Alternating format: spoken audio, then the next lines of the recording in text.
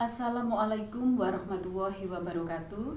Saya Nini Minarti MBD, kelas B, nomor absen 03, peserta Diklat Calon Kepala Sekolah Dinas Pendidikan Kabupaten Lamongan, Provinsi Jawa Timur, tahun 2020. Terima kasih saya sampaikan kepada Bapak Dr. Madrigan MSI, Bapak Dr. Ilham Raharjo MPD yang telah memberikan bimbingan dan pada saat ini memberikan kesempatan kepada saya untuk memaparkan hasil on the job learning yang saya laksanakan sejak bulan Januari hingga bulan Maret saat ini. Paparan yang pertama saya mulai dari latar belakang. Latar belakang kegiatan on the job learning ini ada 3 hal. Yang pertama, adanya tuntutan bahwa kepala sekolah itu harus memiliki kemampuan yang ideal. Yang kedua, aturan yang terkait yaitu Permendiknas nomor 13 tahun 2007 dan Permendiknas nomor 28 tahun 2010. Yang ketiga, upaya Dinas Pendidikan Kabupaten Lamongan bekerjasama dengan LP2KS dan LPMP untuk mewujudkan kepala sekolah yang memiliki kemampuan ideal. Selanjutnya, tujuan dari pelaksanaan on the job learning ini adalah 1. Meningkatkan kompetensi calon kepala sekolah. Yang kedua, meningkatkan kompetensi guru, khususnya kompetensi dalam pembuatan sinopsis. Adapun hasil yang diharapkan dari kegiatan on the job learning ini adalah 1. Menghasilkan calon kepala sekolah yang memiliki kemampuan ideal seperti yang tertuang dalam Permendiknas nomor 13 tahun 2007. Yang kedua, menghasilkan guru yang memiliki kompetensi, terutama kompetensi dalam pembuatan sinopsis. Selanjutnya adalah bab 2, kondisi nyata sekolah magang. Dalam pelaksanaan on the job learning, calon kepala sekolah diwajibkan untuk magang di 2 sekolah. Nah, kebetulan sekali 2 sekolah tempat magang saya ini memiliki kondisi yang sangat berbeda, sehingga menguntungkan bagi saya karena memberikan pengalaman, pengetahuan yang variatif. Untuk tempat magang saya yang pertama adalah SDN Pangkaterjo 2. Ini SD tempat saya bertugas setiap hari. Lokasinya berada di Desa Pangkaterjo, Kecamatan Sugiyo. Tahun berdirinya 1974, berstatus sekolah negeri. Pada tahun 2015, SDN Pangkaterjo ini mendapat nilai akreditasi A dan rapot mutu pada tahun 2018 mendapat nilai 5,84 yang masuk kategori menuju SMP 4. Beralih ke tempat magang saya yang kedua, yaitu SDN 4 Mati. Ini lokasinya berada di tengah kota Lamongan, di pusat kota, yaitu di Jalan Mati Karyo nomor 43 Lamongan. Tahun berdirinya 1958 dan berstatus sekolah negeri. Pada tahun 2016 mendapat nilai akreditasi A dan pada tahun 2018 mendapat rapot mutu dengan nilai 5,68, yaitu masuk kategori menuju SNB 4. Berikutnya adalah rencana tindak lanjut. Rencana tindak lanjut yang pertama adalah rencana tindak kepemimpinan. Pada pelaksanaan on the job learning, calon kepala sekolah diwajibkan untuk membuat sebuah kegiatan.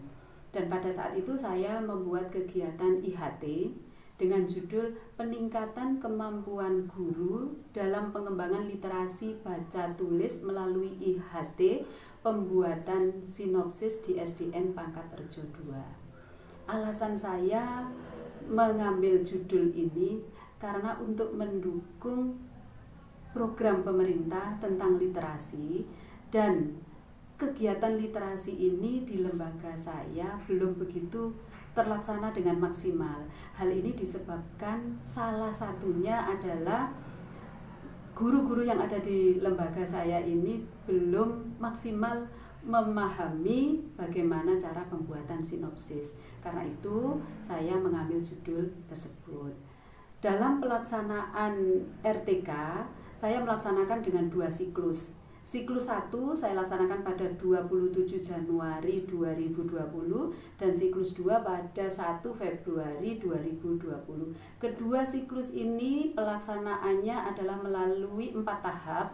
Yang pertama adalah persiapan, kemudian pelaksanaan, monef, dan refleksi. Yang intinya pada kedua siklus tersebut ketika melaksanakan IHT ini mengalami peningkatan. Pada siklus 1 pelaksanaan IHT ini nilai keberhasilannya berdasarkan instrumen yang masuk dari responden, nilai keberhasilannya ini mencapai 83% atau predikat B. Kemudian pada siklus 2 naik menjadi 99% dengan predikat A. Sedangkan kemampuan peserta IHT, kemampuan guru-guru dalam pembuatan sinopsis yang dari awalnya siklus 1 ini mencapai keberhasilan 77,9%, pada siklus 2 meningkat menjadi 87,9%.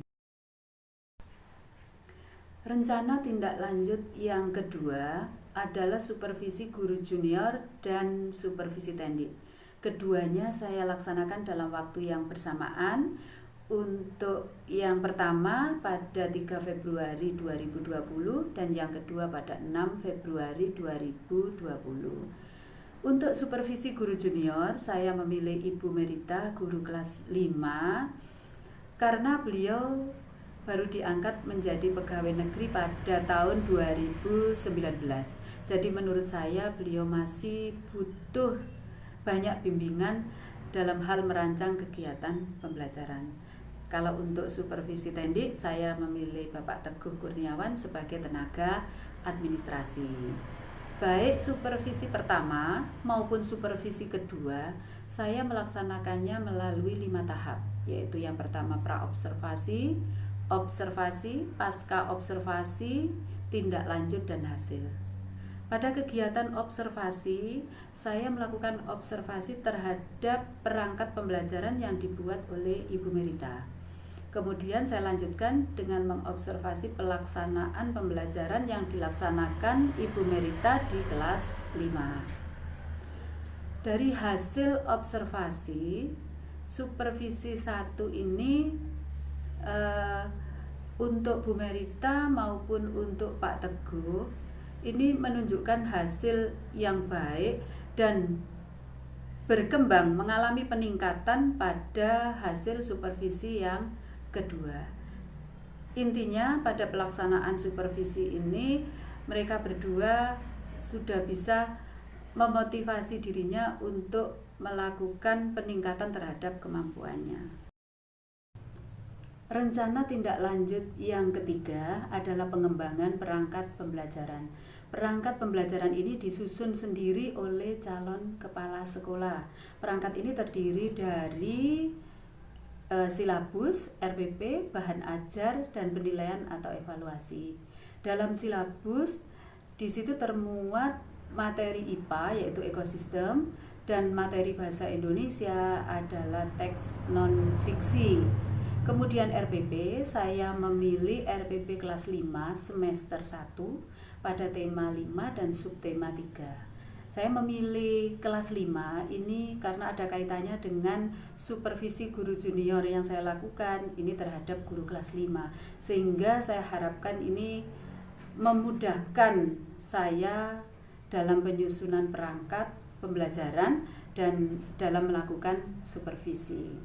Selanjutnya bahan ajar. Bahan ajar ini dari bahasa Indonesia. Saya menggunakan kalimat utama, informasi penting dalam teks, dan ide pokok.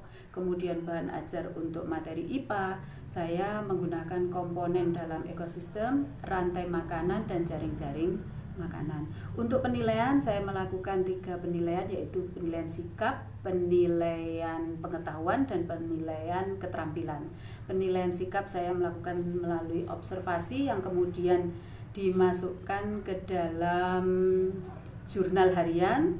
Dan penilaian pengetahuan saya menggunakan rubrik dan tes tulis dengan menggunakan kartu soal. Dalam penilaian keterampilan saya juga menggunakan rubrik. Rencana tindak lanjut berikutnya adalah kajian manajerial. Pada kegiatan on the job learning ini, calon kepala sekolah diwajibkan untuk melakukan kajian 9 aspek manajerial di 2 SD magang. Kalau bagi saya, ini melakukan kajian di SDN Pangkat Rejo 2 dan di SDN 4 Mati. Setelah melakukan kajian terhadap 2 SD tersebut, hasilnya adalah masing-masing SD ini memiliki kesenjangan atau keadaan yang belum sesuai dengan standar nasional pendidikan terhadap 9 aspek yang saya kaji tersebut. Nah, kesenjangan ini diberikan solusi, yang solusinya bisa dalam waktu cepat untuk dilaksanakan, segera dilaksanakan, sedang yang solusinya ini membutuhkan waktu yang lama, ya solusinya akan disempurnakan dalam penyusunan RKS pada tahun berikutnya. Rencana tindak lanjut yang terakhir adalah peningkatan kompetensi calon kepala sekolah berdasarkan AKPK.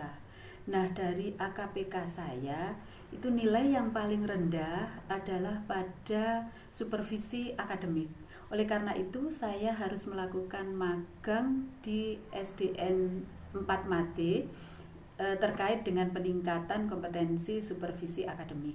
Yang saya lakukan di sana, yang pertama adalah saya melakukan persiapan dengan membuat atau menyusun instrumen wawancara dan instrumen observasi. Setelah itu saya melakukan pelaksanaan ini dengan mengamati kepala sekolah SDN 4 Mati yang sedang melakukan observasi di kelas. Saya mengikuti beliau, mengamati.